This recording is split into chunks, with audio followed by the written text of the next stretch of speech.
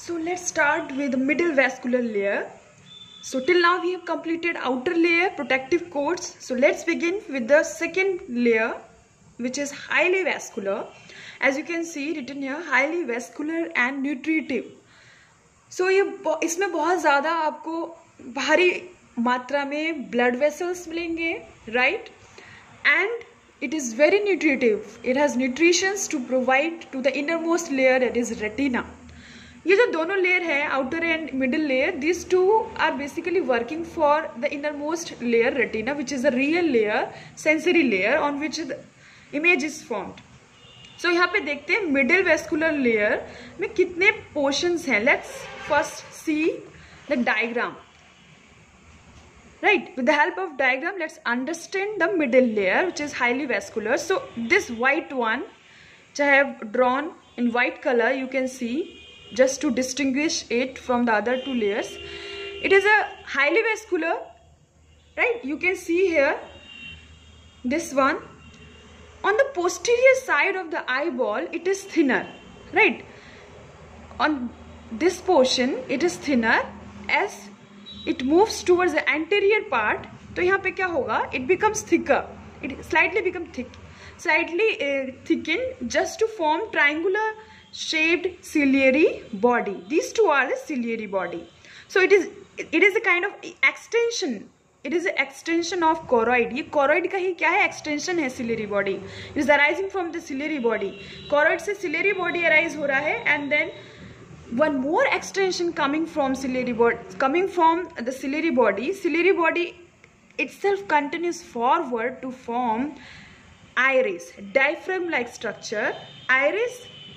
So iris is coming from ciliary body and ciliary body is coming from choroid. तो choroid के बारे में हमें दो बातें पता चली. It is highly vascular. On the posterior side, it is thinner, and on the anterior side, it is thickened just to form what? Ciliary body. You can see triangular shaped ciliary body, and from the ciliary body, one extension is here. Iris is coming from ciliary body. अब इनका function जान लेते हैं यहाँ पे. Right? Let's see the function. So function क्या है? Choroid main, it is highly vascular. ये हमें पता चल गया. ये blue दिखता है. It is slightly bluish in color, quite bluish in color, just because of the presence of blood vessels, right? In large amount. तो blood vessel बहुत ज़्यादा है, इसकी वजह से ये bluish दिखता है. अभी हमें ये point हम पढ़ चुके हैं. अब हम कह सकते हैं ciliary body जो है वो anterior part है choroid का, right? Ciliary body choroid का anterior part हुआ, and ciliary body has ciliary muscles and ciliary processes. So ciliary muscles जो है ये क्या काम कर रही है? ये lens को उसकी position पे held करके रख रही है, hold करके रख रही है, right? So lens is held in position with the help of ligament and which is attached to the ciliary body. So ciliary body एक तरीके से कह सकते हैं कि it is maintaining the shape of lens.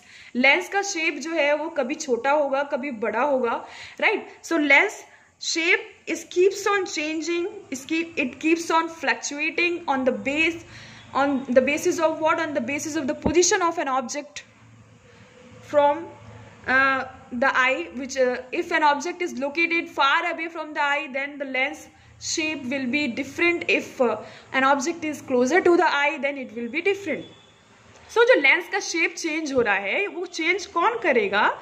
कौन उसको regulate कर रहा है? कौन maintain कर रहा है? It will be maintained by ciliary body itself. Ciliary muscles जो है उसके अंदर वो उसको maintain करेंगी. So we can say this thing is का main function क्या है? It maintains the shape, or you can say it maintains the curvature of lens. अब एक बार समझ लेते हैं इधर. You can see here biconvex. It is a biconvex lens, crystalline transparent lens. Biconvex crystalline transparent lens held in position by the ligament which is attached to the ciliary body. इसका main काम ये है, it focus the light waves on the retina. Right, converging है, convex जो है converging lens होता है, so it converges all the light waves on the retina screen. So how its shape keeps on changing? अगर position object की दूर है, right, तो इसका शेप जो है थोड़ा सा बड़ा हो जाएगा, पतला हो जाएगा लेंस, राइट। और ये कौन चेंज कर रहा है? Ciliary muscles. If an object is closer to the eye then lens become round in shape, ठीक है। तो इस तरीके से लेंस का शेप जो रेगुलेट कर रहा है, मेंटेन कर रहा है, it will be ciliary body. Now come to the iris, how iris is maintaining how iris is doing its function. Let's see कि iris क्या है। अब अगर आप देखा जाए तो आँख का जो white portion है वो तो स्क्लेरा है, बट ये सेंटर पे जो colored portion दिखता है, किसी का आँख का कलर ब्राउन है, किसी का ब्लैक है, किसी का ब्लू है। So what's that thing? वो क्या है, उसको क्या बोलेंगे? That is iris, right? So colored portion, अगर क्वेश्चन आ गया एक मार्क्स का, the colored, pigmented and opaque portion of an eye is what? Iris. Pigmented portion जो आंख का है वो आइरिस होता है। आइरिस के सेंटर में आप कभी मिरर के सामने खड़े होके अपनी आंख पे फोकस करना, आइरिस के सेंटर में आपको एक होल की तरह नजर आएगा। That hole is known as what? Pupil, right. So pupil is a central hole present in iris, present at the centre of iris. So ये आइरिस क्या है? आइरिस एक्सटेंशन है, सिलेरी बॉडी से ही निकल के आया आइरिस। अब आइरिस के कुछ फंक्शंस हैं जो अभी हम पढ़ने वाले हैं, और फंक्शन को जो रेगुलेट कर रहा है, मेंटेन कर रहा है, it will be maintain by 2 specialised muscles. 2 इसके पास मसल्स होती हैं, specialised muscles. One is circular muscle, जो सर्कुलर से सी से याद रखो, कंट्रैक्शन, राइट, कंस्ट्रक्शन वो करेगा। रेडियल मसल्स, उसका काम है एक्सपेंशन, राइट। सो इसके पास 2 मसल्स हैं, कंट्रैक्ट, एक है आपका circular muscle and the another one is radial muscles, जिनकी वजह से वो अपना फंक्शन कर पाते हैं। आइरिस, सो लेट्स सी कि क्या फंक्शन है, एक्चुअल फंक्शन क्या है इसका। आइरिस का फंक्शन क्या है?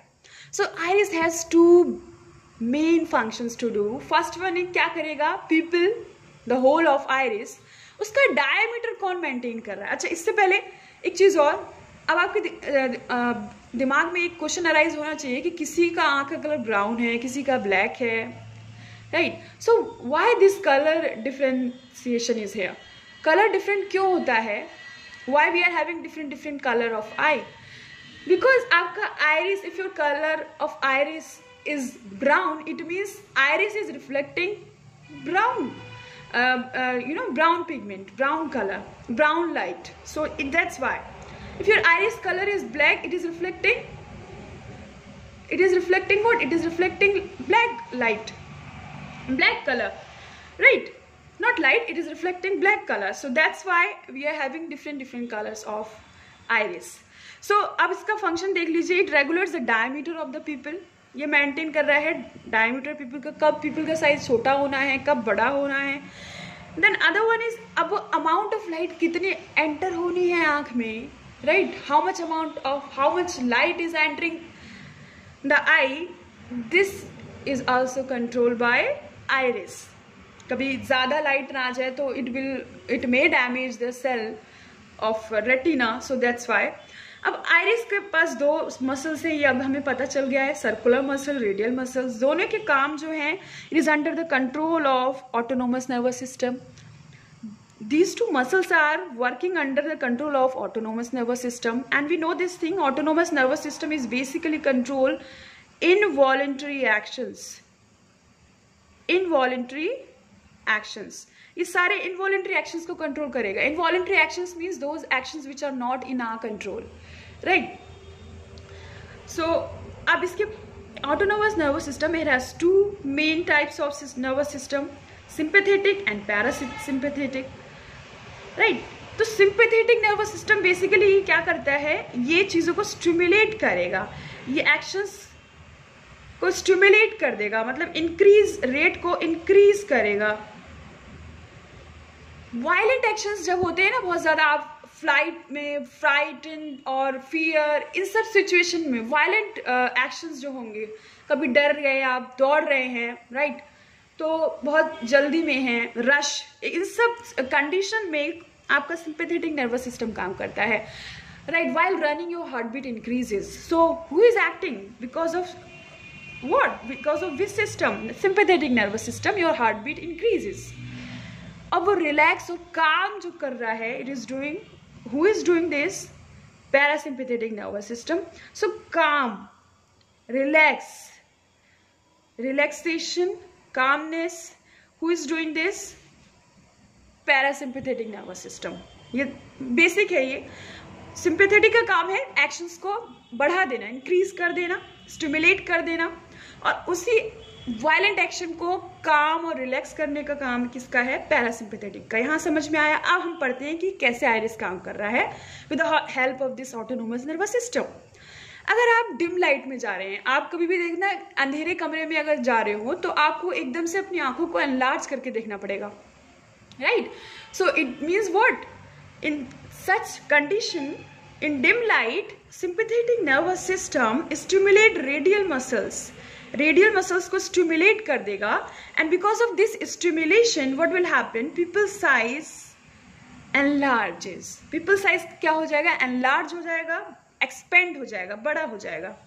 So SNS जो है, it basically doing what? Radial muscles, acting on radial muscles and doing what? Pupil size expansion, right? Short में लिख दिया मैंने. और एक चीज और आप देख सकते हो, डिम लाइट में अगर आप गए तो रेडियल मसल्स स्टिमुलेट हो जाएंगी on the action of what? Sympathetic nervous system and pupil expand, pupil size expand, right? So अगर आप ब्राइट लाइट में जस्ट अपोजिट, ब्राइट लाइट में जाओगे, then which muscle is acting? Circular muscle, and because of which pupil size constrict, right? छोटा हो जाएगा pupil का size. So who is which nervous system is acting here? Parasympathetic nervous system. वो relax कर देगा pupil का size, right? Circular muscles, because of circular muscle constriction हो जाएगा किसका? People size, and people size decreases, constrict, contract. So this is all about the functioning of iris, or you can say the middle vascular layer. In the next class we will be discussing about retina.